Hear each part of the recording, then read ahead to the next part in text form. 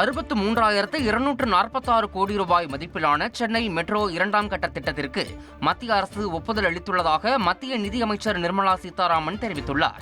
மக்களவையில் நடைபெற்ற பட்ஜெட் மீதான விவாதத்தின் போது திமுக எம்பி தயாநிதி மாறன் எழுப்பிய குற்றச்சாட்டுக்கு அவர் இவ்வாறு பதிலளித்துள்ளார். மேலும் இதில் 65% மத்திய அரசின் பங்கு என கூறிய அவர், தமிழகத்தின் விருதுநகரில் PM மித்ரா தேசிய ஜவுளி பூங்கா அமைப்பதற்கு ஒப்புதல் அளிக்கப்பட்டுள்ளது எனவும் தெரிவித்தார்.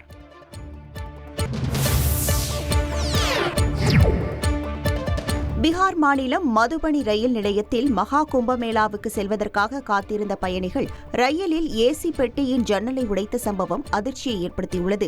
ஸ்வதந்திரதா சென்னை எக்ஸ்பிரஸ் ரயிலில் ஏற முயன்றும் கதவுகள் திறக்கப்படாததால் ரயில் பெட்டியின் ஜன்னலை சிலர் உடைத்து திடீரென ஏற முயன்றதால் ரயிலில் இருந்த பயணிகள் அதிர்ச்சி அடைந்தனர். மகா கும்பமேளாவுக்கு செல்வதற்காக நீண்ட நேரமாக காத்திருந்தும் ரயில் வராததால் ஏசி ரயில் பெட்டியின் ஜன்னலை உடைத்து அவர்கள் ஏற முயன்றதாக கூறப்படுகிறது.